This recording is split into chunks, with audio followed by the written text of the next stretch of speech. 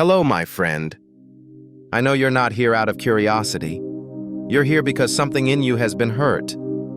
Perhaps you've been rejected, in love in your career, or in a moment that made you question your own worth. I'm not here to teach you how to get over it quickly. I'm here to sit beside you and help you understand it more deeply. Because I believe some wounds only begin to heal when we're brave enough to face them with honesty and grace. In this video, I'll be sharing with you 21 lessons drawn from Stoic philosophy wisdom. I've gathered after years of working with people who've been through a lot. People like you who are learning how to move forward. Not just stronger, but calmer and more at peace. And if you're truly serious about your journey of growth and healing, I've created a free ebook just for you. 20. Lessons of Healing from Stoicism. You can get it completely free just by watching the video till the end and following the instructions at the final part. But before we begin, I invite you to reflect on one question. If you were never rejected, would you still know what's truly meant for you? The answer might just appear in the lessons that follow. Lesson 1. You are the king of your life. Have you ever felt like you're living someone else's life? You work to meet family expectations, behave according to society's gaze, and slowly forget who you are. It's not unusual many spend their entire lives wearing masks just to be accepted. But here's the truth. You are the king of your own life. No one can command your thoughts unless you allow it. Marcus Aurelius once wrote, "Your mind is your own. Do not hand it over to anyone else." If you wait for others to grant you permission to be happy, you've surrendered your throne long ago. Imagine sitting on your throne looking over the kingdom called your life. Who's really ruling it? Public opinion, anger, fear. It's time to reclaim control.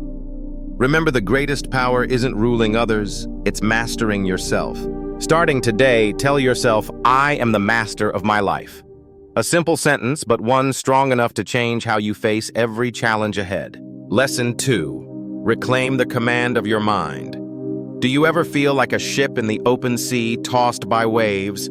Those waves are your impulses and others' judgments. Someone gets angry, you get angry too. They criticize you, feel worthless. You've let someone else sit in the CEO chair of your mind. Stop and ask, who's running my life?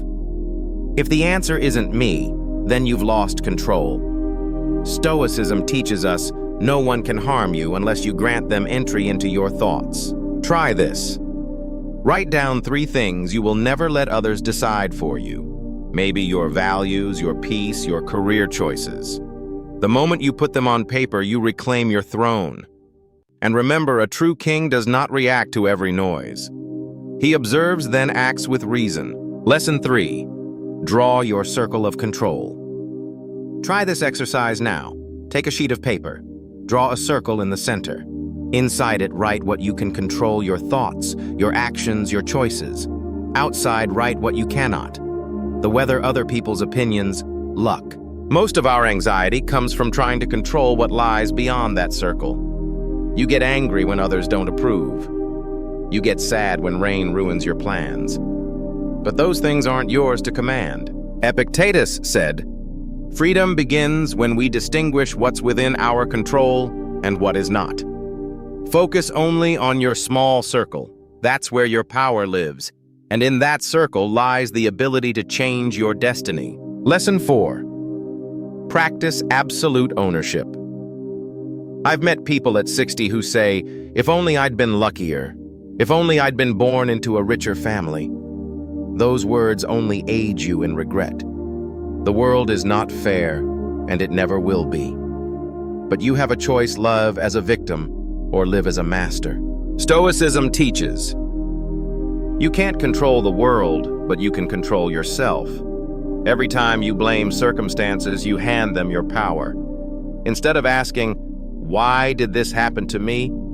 ask, "What can I do with this?" Real strength comes not from avoiding hardship, but from taking absolute responsibility for your life. When you grasp that truth, you stop waiting for luck, you create it. Lesson 5. Master the emotional gap. I once saw a man publicly insulted during a meeting. Everyone thought he'd explode, but he didn't. He smiled, stayed silent, and moved on. Later, I asked why. He said, "I don't let anyone steer my emotional ship." That's the power of emotional distance. When you react instantly, you become someone else's puppet. Practice the 10-second rule before responding. Pause, breathe, and ask, does this reaction serve my values? Marcus Aurelius reminds us, if you are provoked, remember you can choose not to be angry. True freedom isn't in controlling others. It's in controlling yourself. Lesson 6. Foresee hardship. Premeditatio malorum. The ancient Romans had an unusual habit. Every morning they imagined the worst that could happen that day, losing their job, their wealth even being betrayed.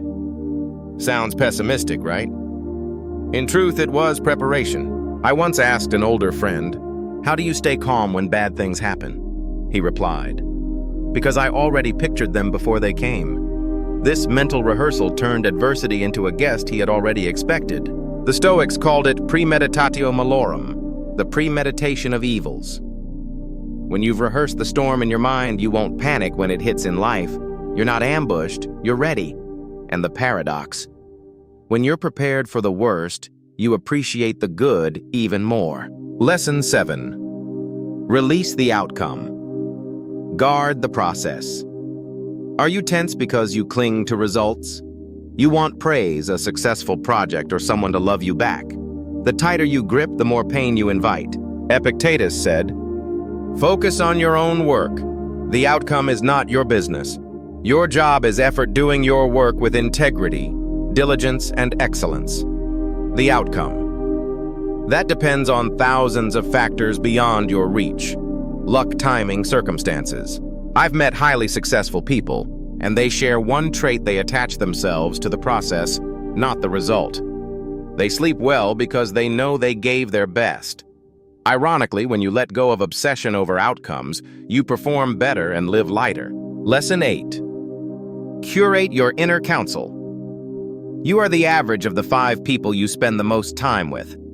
It sounds cliché, but it's true. Surround yourself with the negative and they'll drag you down. Surround yourself with the disciplined and they'll pull you up. A 55-year-old woman once told me, "It took me 10 years to learn how to choose friends." Ask yourself, do the people around me make me better, or are they noise and poison? Sometimes freedom comes not from adding friends, but from letting go of the wrong ones. You are building a kingdom. Fill it with loyal advisors who align with your values, not saboteurs of your peace. Lesson 9. Master your space. Master your mind. Have you noticed that when your room is chaotic, your mind feels cluttered too? Stoicism teaches that external order mirrors internal order. I once visited an older man whose home was minimalist clean, nothing unnecessary. He said, "Every item I let go of made me feel lighter." He wasn't just clearing objects, he was clearing mental debris. Start small, your desk, your closet. Remove what no longer serves you. When space is clean, you breathe easier, think clearer. Minimalism is not lack, it's power. Power that comes from deciding what deserves to stay in your world. Lesson 10. Write a constitution for your life. No nation survives without a constitution. What about your life?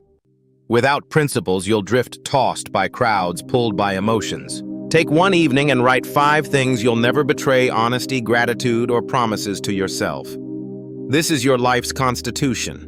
With your own laws, you live stronger, freer. Praise and blame won't sway you because you know who you are and what matters most. Marcus Aurelius wrote, "If you act according to right principles, do not worry about what others think. That is the mark of a true king, a man who governs himself by his own laws." Seneca said, "Difficulties strengthen the mind as labor does the body." What if instead of asking, "Why me?" you asked, "What is this trying to teach me?" Suddenly suffering becomes a classroom.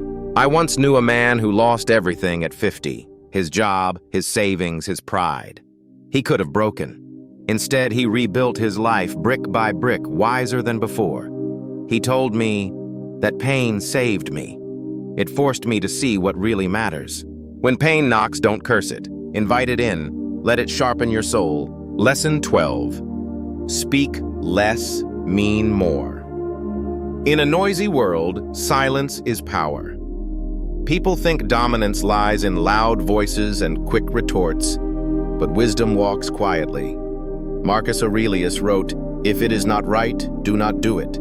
If it is not true, do not say it."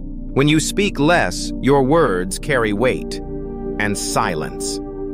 It unsettles those who expect a reaction. It's not weakness, it's mastery.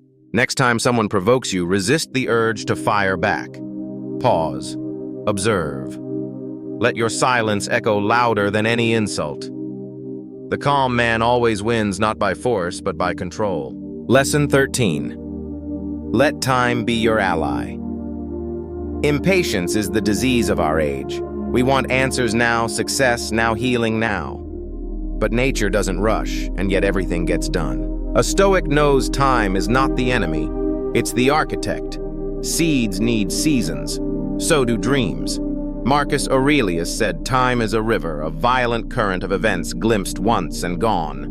We cannot stop the river, but we can learn to flow with it. Stop sprinting, start enduring. Great things grow in silence, in patience, in time. Lesson 14. Control the morning, control the day. How you start your morning decides who rules your mind, you or the world.